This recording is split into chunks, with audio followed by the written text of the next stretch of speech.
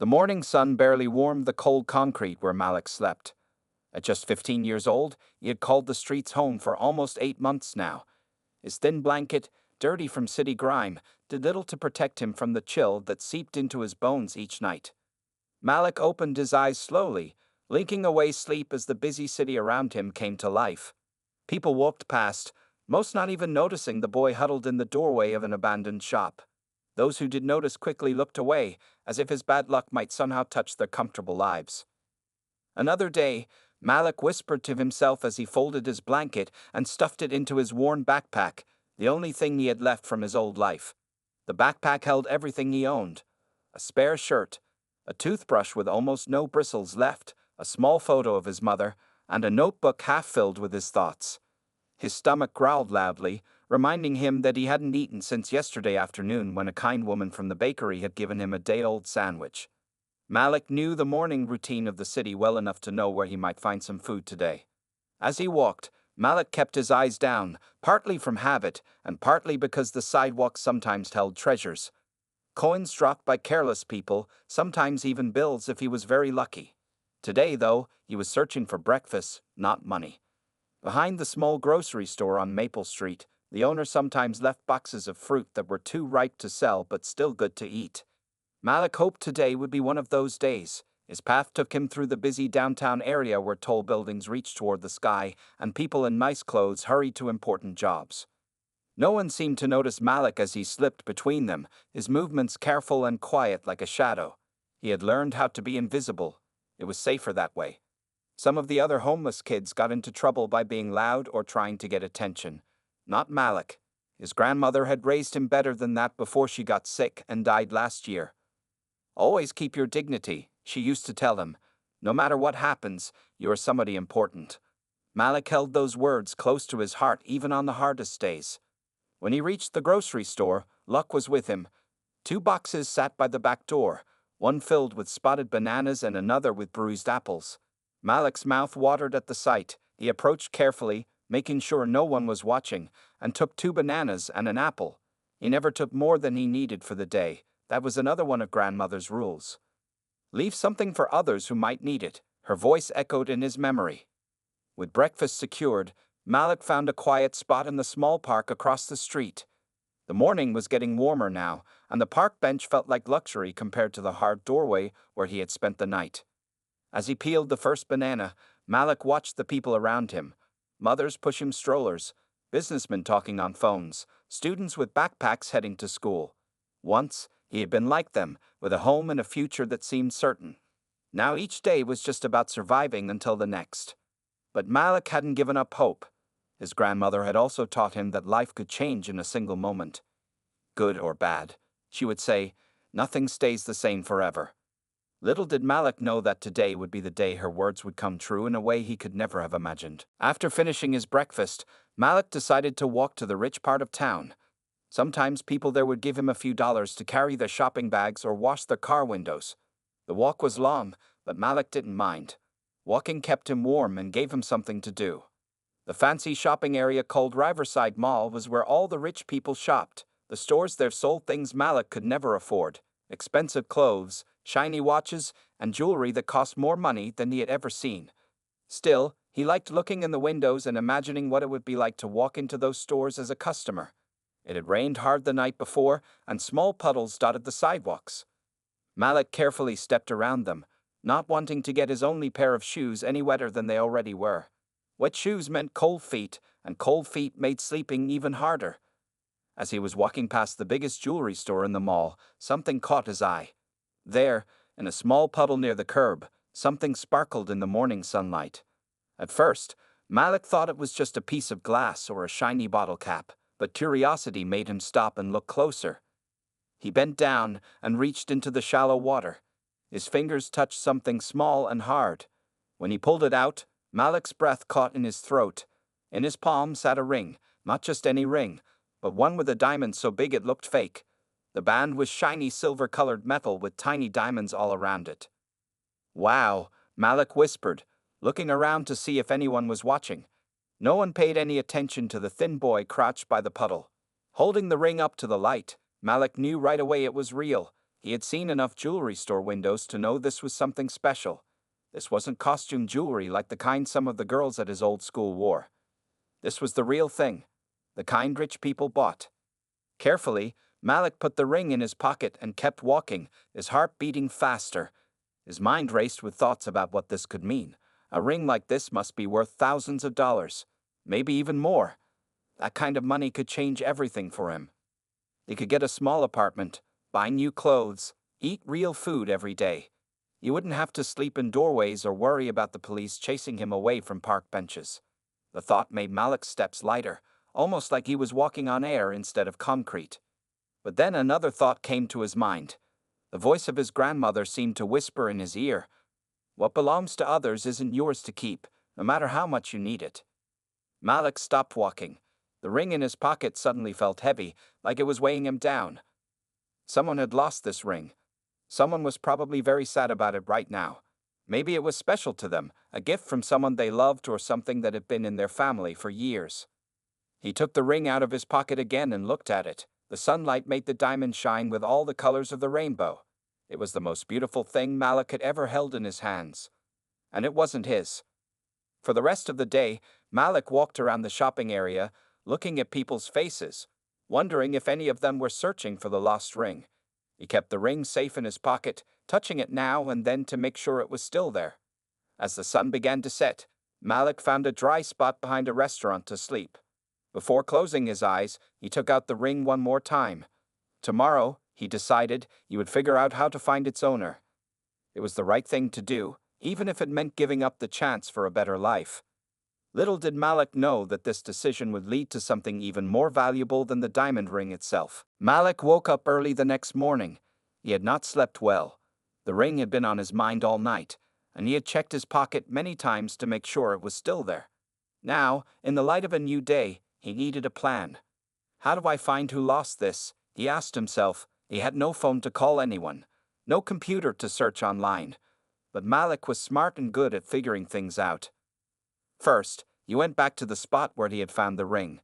Maybe the owner would return there looking for it. He waited for 2 hours, watching people walk by, but no one seemed to be searching for anything. Next, Malik decided to check the jewelry store nearby. Maybe someone had reported the ring missing there. As he approached the store's shiny glass doors, he saw his reflection. His clothes were dirty, his hair was messy. Would they even let someone like him inside? Taking a deep breath, Malik pushed the door open. A small bell rang, and a woman in a neat black suit looked up from behind the counter. Her smile disappeared when she saw him. "Can I help you?" she asked in a voice that didn't sound very helpful. "I found something outside," Malik said quietly. "I think someone lost it near here." The woman's eyes narrowed. "What did you find?" Malik didn't want to say it was a ring. What if she just took it and kept it herself? "I'm trying to find the owner," he said instead. "Has anyone reported losing something valuable?" "We don't handle lost and found items," the woman said, her voice cold. "You should take whatever it is to the mall security office." She pointed toward the exit. Malik nodded and left the store. As he walked through the mall, he noticed a bulletin board near the main entrance.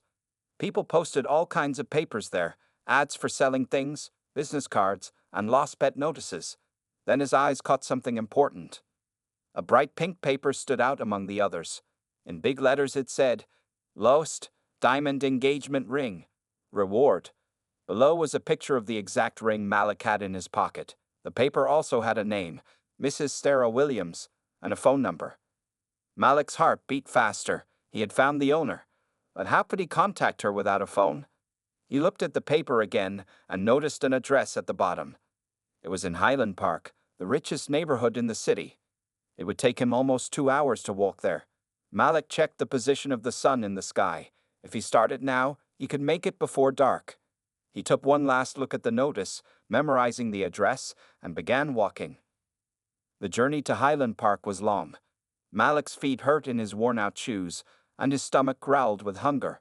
He had not eaten since the fruit from yesterday morning, but the ring in his pocket kept him moving forward. As the houses got bigger and the yards got greener, Malik knew he was getting close. Finally, he stood in front of a large white house with beautiful flowers all around it. A shiny black car sat in the driveway. For a moment, doubt crept into his mind. Would these rich people believe that a homeless boy had really found their expensive ring? Would they call the police and say he stole it? Malik almost turned around and walked away. Then he remembered his grandmother's words. Doing the right thing is never easy, but it's always worth it. With that thought in his heart, Malik took a deep breath and walked up to the front door. His finger trembled as he pressed the doorbell. From inside, he heard the sound of footsteps approaching. The door opened, and Malik's life was about to change forever. A tall woman with gray hair opened the door. She looked surprised to see Malik standing there. Her eyes quickly moved from his dirty clothes to his worn shoes. Malik could feel her wondering why a boy like him was at her front door. "Yes? Can I help you?" she asked in a careful voice. Malik's mouth felt dry. All the words he had practiced saying on the long walk here seemed to disappear from his mind. He took a deep breath. "Are you Mrs. Williams?" he asked, his voice quiet but clear. "I am," she said, her hand still on the door like she might close it any second. "What do you want?" "I found something that I think belongs to you," Malik said. He slowly reached into his pocket, keeping his eyes on Mrs. Williams so she wouldn't think he was pulling out anything dangerous. When its hand came out holding the diamond ring, the woman's face changed completely. Her eyes grew wide, and her mouth opened in shock. "My ring," she gasped. "You found my ring." Her hand flew to her heart as if she couldn't believe what she was seeing. "I saw your notice at the mall," Malik explained. "I found it near the jewelry store yesterday morning." Mrs. Williams reached for the ring with shaking hands. She looked at it closely, turning it in the light. Then she looked at Malik with new eyes, eyes that now saw him as a person, not just a dirty kid at her door. "Please, come inside," she said, stepping back to make room for him to enter. Malik hesitated. He had never been inside such a fancy house before. "It's okay," Mrs. Williams said. "Please, I want to thank you properly." Slowly, Malik stepped into a large room with soft carpet and beautiful furniture. Everything looked clean and expensive. He tried to stand in one spot, afraid his dirty shoes might leave marks on the perfect floor. "Sit down, please," Mrs. Williams said, pointing to a comfortable chair. "Can I get you something to drink? Water? Soda? Are you hungry?" Before Malik could answer, a man's voice called from another room. "Sarah?" Who was at the door? A tall man in a business suit walked into the room. He looked at Malik with a confused face. "James, this young man found my grandmother's ring," Mrs. Williams said, her voice full of excitement. She held up the ring for her husband to see. "The one I lost at the mall 3 days ago." Mr. Williams looked surprised. He turned to Malik. "You found it? And you brought it back?" Malik nodded. "Yes, sir." "Do you know how valuable this ring is?" Mr. Williams asked. "I think so," Malik said. "It looks very expensive." "It's worth over $20,000, Mr. Williams said. "But more than that, it has been in my wife's family for 3 generations. It's priceless to us." Malik's eyes widened. $20,000. That was more money than he had ever imagined. He could have sold the ring and had enough money to live on for a long time, but he knew he had made the right choice. "What's your name, young man?" Mrs. Williams asked. "Malik, ma'am." "Malik, you are an extraordinary person," she said. "Many people would have kept that ring or sold it, but you went through all this trouble to return it to someone you don't even know." Mr. Williams nodded. "We promised a reward in our notice, and you certainly deserve it." Malik started to say that he didn't need a reward, but his stomach chose that moment to growl loudly. His face grew hot with embarrassment. Mrs. Williams smiled gently. "First, let's get you something to eat. Then we can talk about your reward." Little did Malik know that food and money would be just the beginning of what the Williams family had in mind. Malik sat at the large kitchen table, eating the best meal he had in months. Mrs. Williams had made him a sandwich with thick slices of turkey, cheese, fresh lettuce, and tomato. She also gave him a bowl of hot soup, a glass of cold milk, and cookies fresh from the oven. Mr. Williams sat across from him, watching with kind eyes as Malik tried not to eat too quickly. "Malik, where do you live?" Mrs. Williams asked as she sat down beside her husband. Malik stopped chewing. He didn't want to lie, but he was afraid to tell the truth. These nice people might call social services if they knew he was homeless. He might end up in a foster home far away. Something in Mrs. Williams' face told Malik she already knew the answer. I stay different places, he said finally. Mr. and Mrs. Williams exchanged a look. Do you have family? Mr. Williams asked gently. My grandmother raised me, but she died last year, Malik said, looking down at his plate. There's no one else. The kitchen was quiet except for the ticking of a clock on the wall. Malik wondered if he should leave now. He had returned the ring. They had fed him. That was probably the end of it. Malik, Mrs. Williams said after a moment, what you did today shows amazing character. Not many people would return something so valuable when they're in need themselves. Mr. Williams nodded. We want to give you the reward we promised. $500. He placed an envelope on the table. But we'd like to offer something else too. Malik looked up, confused. The money was already more than he expected. I own a company that builds houses, Mr. Williams continued. We have a small apartment above our garage where workers sometimes stay. It's empty now. We'd like to offer you that place to live, if you want it. Malik's fork clattered onto his plate. To live? Me. Mrs. Williams smiled. Yes, it has a bedroom, bathroom, and a small kitchen. It's not fancy, but it's clean and safe. But Malik couldn't believe what he was hearing.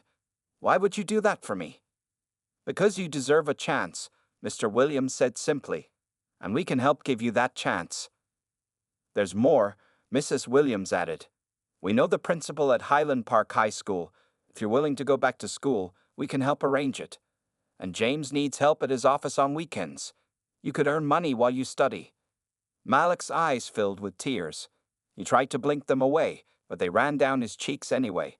No one had been this kind to him since his grandmother died. I don't know what to say, he whispered. Say yes, Mrs. Williams said, her own eyes wet with tears. Let us help you. But you don't even know me, Malik said. I could be a bad person. Mr. Williams shook his head. A bad person wouldn't have walked 2 hours to return a valuable ring. We're good judges of character, Malik, and we believe in you. The idea of a real place to sleep, a chance to go back to school, and a job was almost too much to imagine. For the first time in nearly a year, Malik felt something he'd almost forgotten. Hope. Yes, he said, his voice stronger now. Thank you. I'll work hard, I promise. We know you will, Mrs. Williams said with a warm smile. Now let's show you your new home. As they walked toward the garage apartment, Malik thought about how his life had changed in just one day, all because he had made the right choice. But this was just the beginning of an amazing journey that would take Malik places he never imagined possible. The first weeks in Malik's new life were not easy. After months on the streets, sleeping in a real bed felt strange. Having regular meals, clean clothes, and people who cared about him took time to get used to. But day by day, things got better. The garage apartment became his safe place. It wasn't big, but to Malik it was perfect. Mrs. Williams had filled the small refrigerator with food and put fresh sheets on the bed. There were even some new clothes in the closet that fit him just right. Starting school again was scary. On his first day at Highland Park High School, Malik stood outside the big building, watching other students walk in. They all looked clean and well-dressed. Would they laugh at him? Would the teachers think he was stupid? You can do this, he whispered to himself, remembering his grandmother's words. Taking a deep breath, he walked through the front doors. The principal, Mrs. Chen, was waiting for him. Mr. Williams had told her Malik's story, and she wanted to help him succeed. Welcome to Highland Park, Malik, she said with a kind smile. We're happy to have you here. The first few days were hard. Malik had missed almost a year of school, and he had to work extra hard to catch up. Some subjects, like math, came back to him quickly. Others, like history and science, took more time, but Malik was determined. Every night after dinner, he sat at the small table in his apartment and studied until his eyes grew tired. On weekends, he worked at Mr. Williams' construction company office. His job was simple at first, filing papers, answering phones, and keeping the office clean. But Mr. Williams soon noticed that Malik was smart with numbers. How would you like to learn about the business side of construction? Mr. Williams asked one Saturday. You could help me with some of the basic accounting. Malik's eyes lit up. I'd like that very much, sir. As the weeks passed, Malik's confidence grew. His grades improved, and he even made a few friends at school. There was David, who sat next to him in math class, and Maria, who always saved him a seat at lunch. They didn't care that he lived in an apartment over someone's garage or that he didn't have the latest phone or coolest shoes. Mrs. Williams became like a second grandmother to him. She taught him how to cook simple meals, helped him with his homework, and always asked about his day. Sometimes in the evenings, she invited him to the main house to watch movies with her and Mr. Williams. One night, after a movie about a boy who became a famous scientist, Mrs. Williams turned to Malik. "Have you thought about what you want to do after high school?" she asked. Malik had never thought that far ahead. When he was homeless, tomorrow was as far as he could plan. Now, suddenly, he had a future to think about. "Maybe college?" he said, not sure if that was possible for someone like him. "I think that's a wonderful idea," Mrs. Williams said. "With your math skills and work ethic, you could do very well." "But college costs a lot of money," Malik said. Mr. Williams smiled. "There are scholarships for students who work hard, and we'd like to help too." Malik looked at these two people who had changed his life so completely. They believed in him in a way no one except his grandmother ever had. In that moment, he made a promise to himself. He would make them proud. He would work harder than anyone. He would make something of himself. And someday, somehow, he would find a way to help others the way the Williams family had helped him. 4 years passed quickly. Malik was no longer the thin, scared boy who had found a diamond ring in a puddle. Now 18, he stood tall and confident in his blue graduation gown, waiting for his name to be called. "Malik Johnson," the principal announced from the stage. Cheers erupted from one section of the audience. Mr. and Mrs. Williams stood clapping and smiling. Beside them sat David and Maria, Malik's best friends who had helped him through many hard days and celebrated his victories. As Malik walked across the stage to receive his diploma, he thought about how far he had come. Not only was he graduating, but he was graduating with honors. His hard work had paid off in ways he never imagined possible. After the ceremony, Mrs. Williams hugged him tight. "Your grandmother would be so proud of you," she whispered. Malik felt tears in his eyes but didn't try to hide them. These were happy tears. Mr. Williams shook his hand firmly. "We have a surprise for you," he said, handing Malik an envelope. Inside was a letter from State University, one of the best schools in the country. Malik had applied months ago, but hadn't heard back yet. His hand shook as he opened it. "Dear Mr. Johnson," he read aloud, "we are pleased to inform you that you have been accepted to State University's business program with a full scholarship." Malik couldn't read any further. A full scholarship. His dream of college was really coming true. "There's more," Mr. Williams said, pointing to the bottom of the letter. Malik continued reading. The scholarship was called the Williams Foundation Scholarship for Excellence in Character and Academics. He looked up, confused. "We started a foundation in your name," Mrs. Williams explained. "When we told people your story, how a homeless boy returned a valuable ring because it was the right thing to do, they were inspired. Many wanted to help. The foundation will provide scholarships for students who show strong character and need financial help," Mr. Williams added. "You're the first recipient, but there will be many more." Malik was speechless. Not only was his own future secure, but his story would help other young people like him, kids who had potential but needed a chance. That evening, they had a small party at the Williams house. As Malik looked around at the people who had become his family, he remembered the day he found the ring. How close he had come to keeping it. How different his life would be now if he had made another choice. Later, when everyone had gone home, Malik sat on the porch of his apartment. The stars shone bright in the night sky. Tomorrow, he would start packing for college. In a few months, he would begin a new chapter in his life. But he would never forget where he came from or the people who helped him along the way. From his pocket, he took out a small box Mrs. Williams had given him earlier. Inside was a simple silver ring with a small diamond. "This is to remind you that sometimes the smallest decisions can change your entire life," she had said. "And to remember that you always have the strength to make the right choice, even when it's hard." Malik slipped the ring onto his finger. It fit perfectly, just like this new life fit him. He had once been a homeless boy with nothing but his integrity. Now he had a family, an education, and a future full of promise. And it all began with a choice: to return what wasn't his, no matter how much he needed it. 10 years had passed since Malik found the diamond ring that changed his life. Now, at 25, he stood in front of the large glass building that housed Williams Construction Company.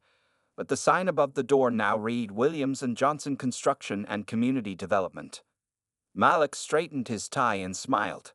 After graduating from college with honors, he had returned to work with Mr. Williams. Together, they had grown the business in new directions, focusing not just on building expensive homes but also on creating affordable housing for families in need. Today was a special day. They were opening a new apartment building in the same neighborhood where Malik had once been homeless. The building would provide homes for 20 families who needed a fresh start. "Ready for the big speech?" Mr. Williams asked, walking up beside him. His hair was grayer now, but his eyes still held the same kindness Malik had seen on that first day at their door. "As ready as I'll ever be," Malik replied with a smile.